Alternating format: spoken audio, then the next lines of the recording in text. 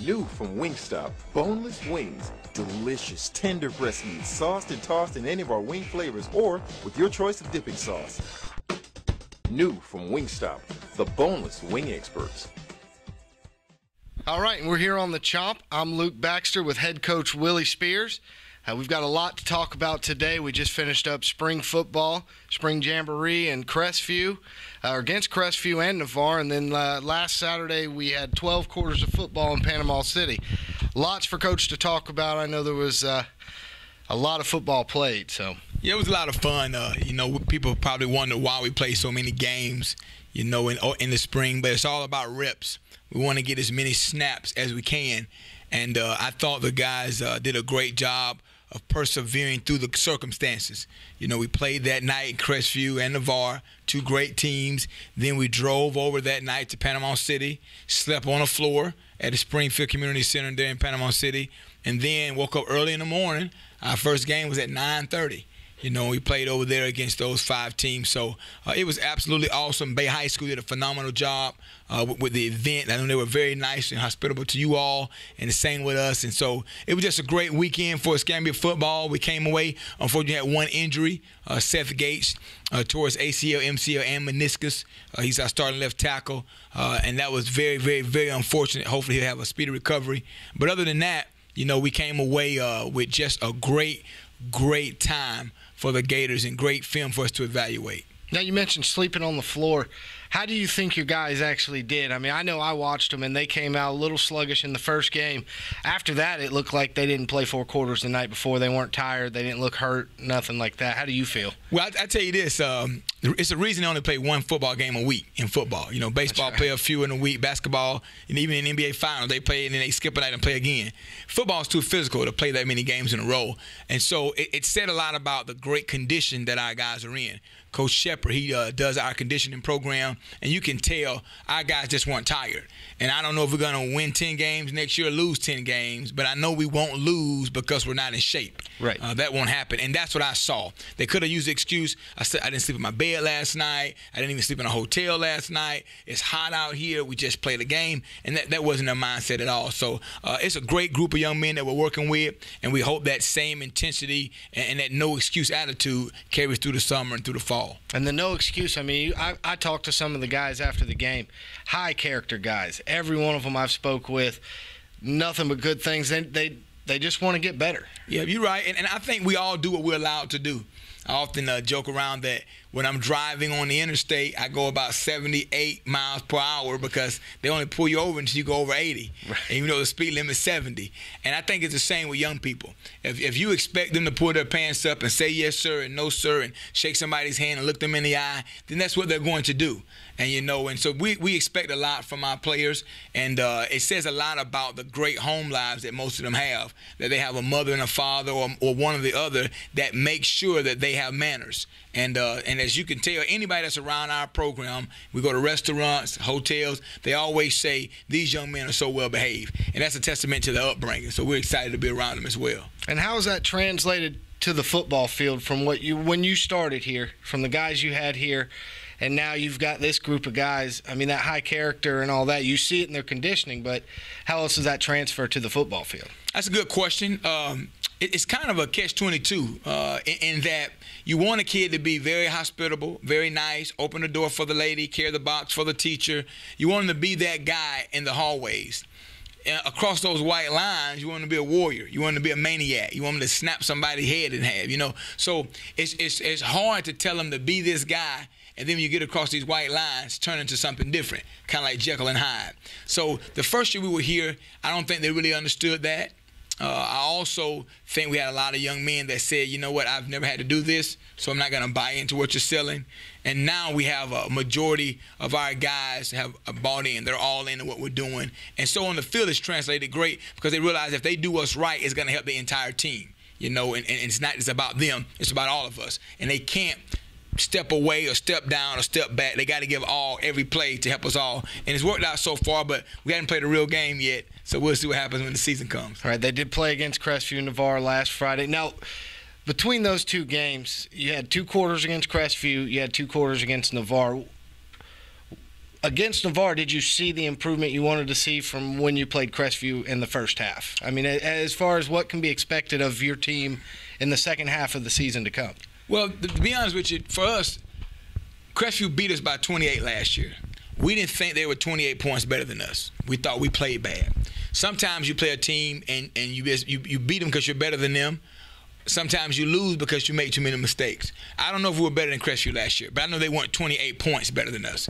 So that was kind of we want to show them that last year really wasn't us. But we got off to a sluggish start. Even Nike didn't run hard. You know, it was kind of the jitters and butterflies. We have 2 other running backs that didn't play running back for us last year. Mm-hmm. It took them time. We're trying to get Gerald Bright to learn to play quarterback. It took him time. With only 2 quarters to warm up, we got what we got. Just 1 touchdown. We put a young fullback in. He fumbled the ball on the 5-yard line. You know, and that's going to happen. When you're young, that's why we use the jamborees. So what was great for us is the Navarre game. Because, see, Navarre knew what we were going to run. They played us before. And they're a very, very well-coached team. And they won 12 games last year. Mm-hmm. And Scambia hadn't won 12 games in the last 3 years combined. So the fact that we put up 35 points and a half against Navarre and only gave up 14 against a team that was in the semifinals last year, to me, that's a great measuring stick to show us. I don't know if we're really there, but it shows us where we can be. It's possible for us to be as good as a Navarre. And so that was a game that was really exciting for us. Crestview got a new coach coming in. They're putting a new system. You know, they were vanilla. We were vanilla. We beat them by 1 point because they missed an extra point. And the truth is, the score really doesn't matter. It's the execution that took place. So I was very excited about the results of both games, especially the Navarre game. All right, now in the Crestview game, we got to see some animation out of you. We saw you talking to the refs over there. We say talking, but from our standpoint, it looked like talking. But you were a little animated with them. Can you tell us a little bit about what happened there? Yeah. First of all, the way we approach it is it's us against the world mentality. We grind. We're here at 7 in the morning every morning, and we're here in the afternoon. We're doing all this work. So it's us against the world. The world is the referees, the band selling the popcorn. It's everybody in that stadium. It's Scambia against the world. So I wanted our guys to know that I got your back, that we in this together. And I want the referees to know that you're not going to take this away from our guys. You know, and I think it's very important for them to see that in me. The second part is when I get angry, I have to clown so that I don't do anything disrespectful or detrimental to our high school. Mm-hmm. So I would never use profanity toward a referee. I would never say anything personal. But I will say things to get on their nerves and aggravate them so they can think about what happened. And if you notice in the second game, the calls were a little different. Right. And I just thought that they were making some bad calls, and that's part of it. But a lot of that was just showmanship with our kids having a good time. During the regular season, we won't be that silly on the sideline. We'll try to do the right thing and not be upset. But yeah, we were a little animated. But that's who I am. I can't be Bobby Bowden. I can't be Joe Paterno. I can only be Willie Spears. And so that's part of my personality, and it comes out at times. Right, and that's something you've talked about before. Now, we'll be right back after these messages from our sponsors. G&M Land Pros, serving Pensacola, Pace, Milton, and surrounding areas. So if you're in need of lawn care, want a quality job at a great rate, call the fine folks at G&M Land Pros, 850-866-7853. Mention the Chomp and save 10% on your next job, only at G&M Land Pros. Hey, did I tell you some guy stopped me and said the reason I must like Wingstop is because there's 8 letters and I was number 8? That's crazy. He's obviously never had lemon pepper or garlic parmesan. 27. What's that? The number of letters in lemon pepper or garlic parmesan. Hey, wasn't 27 the Super Bowl you were MVP? Okay, now you're scaring me. Wingstop, the wing experts. And 32 cents for change. 32, like NFL running back Maurice Jones-Drew. Rich? Or 32, like running back Jacquizz Rodgers. 32, the number of yards gained in the miraculous Super Bowl helmet catch play, 32 years. The age of Tony Romo, Rex Grossman, and Carson Palmer, 32. Inches. The length of Troy Polamalu's beautiful, perfect, well-conditioned hair. Courtyard, the official hotel of the NFL. And we're back on the Chomp. Again, I'm Luke Baxter here with head coach Willie Spears. Now, Coach Spears, we were talking before we went to break about the Crestview game and your animation. And now, you know, we've we got to see you say some things, or what we thought you were saying, but, what were you saying to the refs? I don't remember what I was saying to the ref. I was just probably telling them, guys, you're doing a great job. Keep up the good work. Go Gators. I probably said something like that. Right, and I think they might agree with you on that one. Now, let's move back into talking about the games in Panama City. It was a referee clinic. They had teams come out and play, kind of referee spring training, but it was great work for the teams, too. For those that don't know, it was a 12-minute running clock, all offense from the 40-yard line in, and then the team ran defense. Now, we talked about how well the guys were conditioned, but as far as their knowledge of the plays, and especially on your offensive line looks great. Now, where do you think they stand as far as play calls and blocking assignments? Our offensive line? The offensive line is the best thing that we have going. The reason is because they all played last year. That's why it hurt so bad that Seth is injured.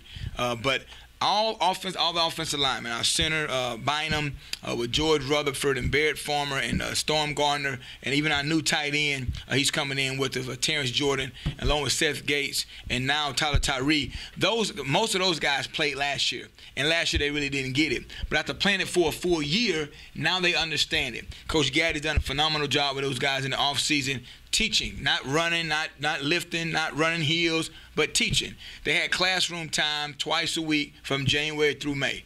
Teaching where to go, what to do when you get there against every type of defense you can imagine.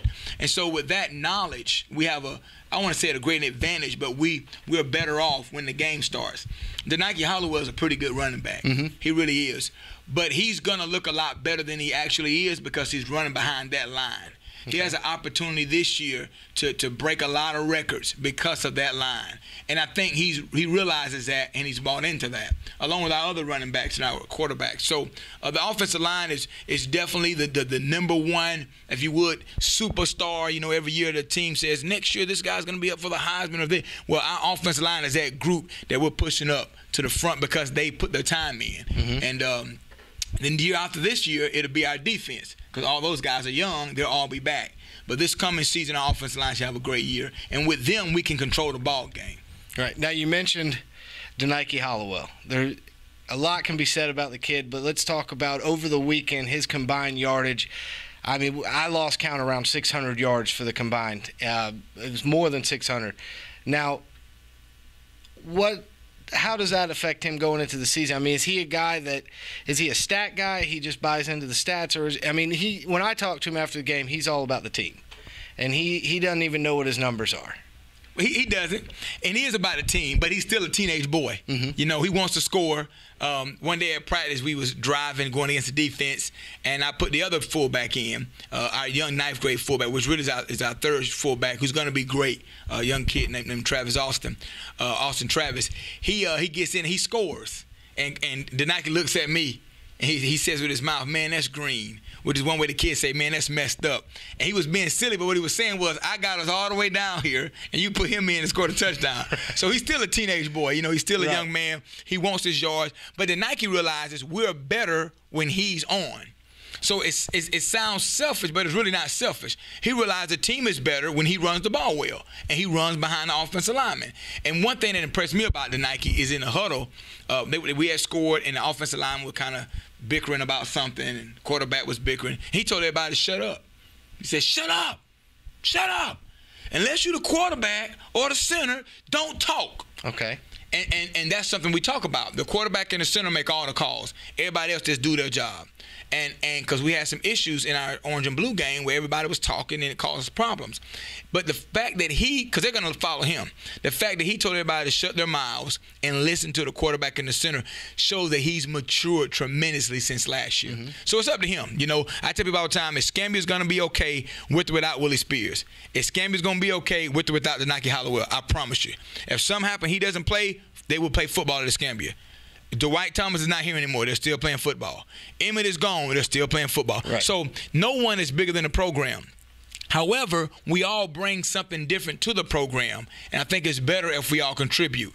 So we're hoping that he gets even better over the summer and that things work out. I really think he can have a landmark year this year, mostly because of that offensive line and his ability. Right. Now, Coach, we want to get back to and we want to show some highlights from the Crestview game and the weekend of football we had. Y'all don't have any footage of me talking to the referees, do you? We have a little bit, so we'll let people decide for themselves. Uh-oh.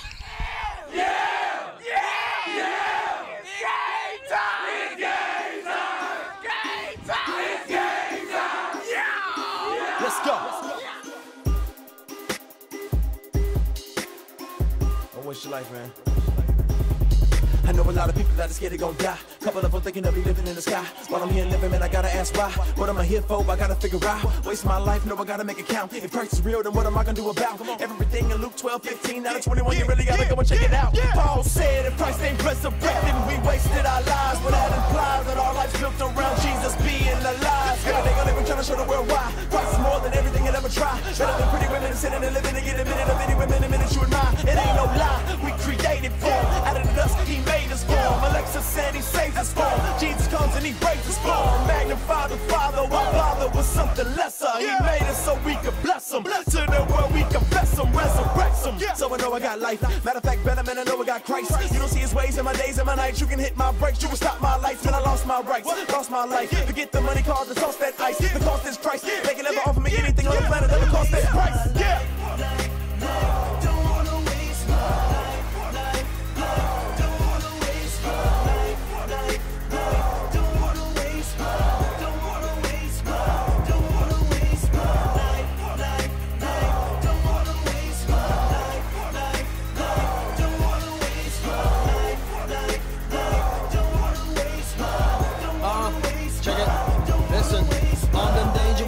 So the devil just can't hang with us. Christian youth, them a stand with us. Living a driven, giving a vision, fulfilling the commission he handed us. London to Los Angeles, the rap evangelist. My daddy wouldn't abandon us. I got a backpack full of Jackson, I keep a Johnny Max. So are you ready to jam with us? So let's go. Give me the word and let's go. Persecution, let's go. Tribulation, let's go. Across the nation, let's go. Procrastination, let's go. Hung on the cross in the cold. Down for the young and the old. Can't say you never know. Heaven knows how many souls are going to hell and to heaven. So we gotta go in to get them.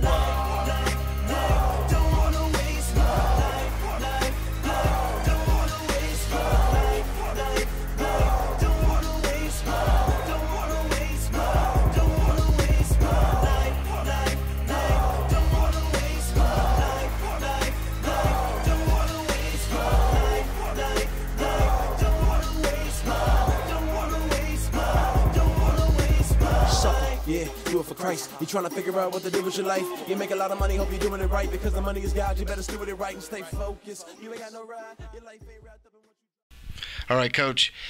It's messed up. That's all I'm going to say.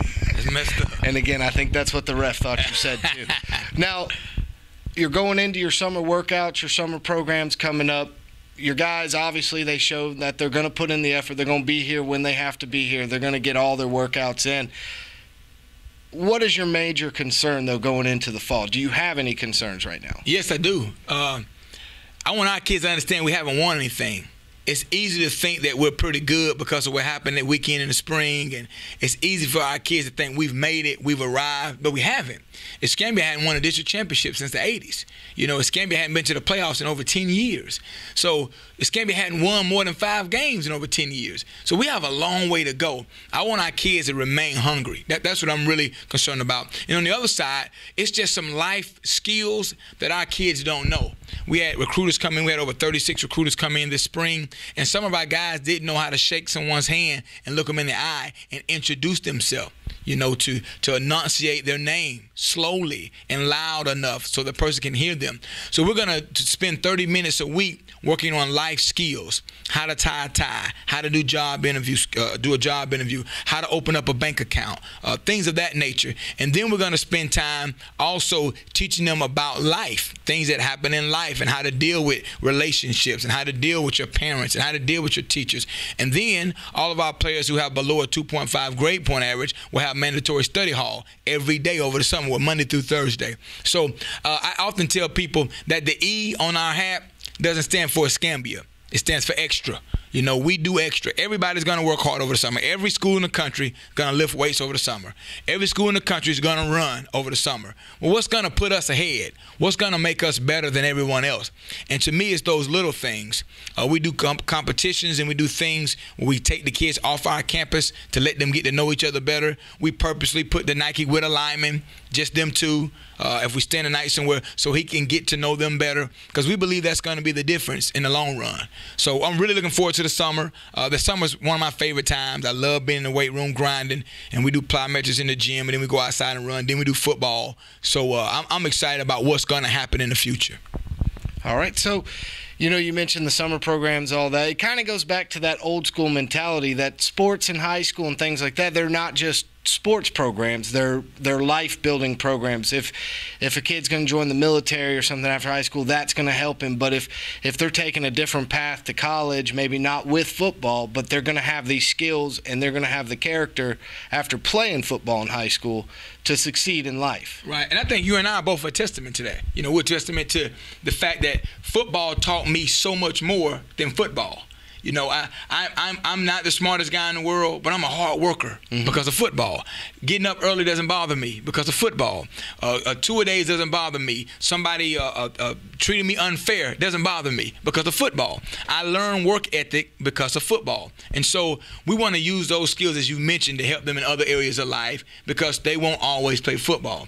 I often joke about Emmett. I said he doesn't play football anymore. Thank goodness he knows how to dance, because he had a second career.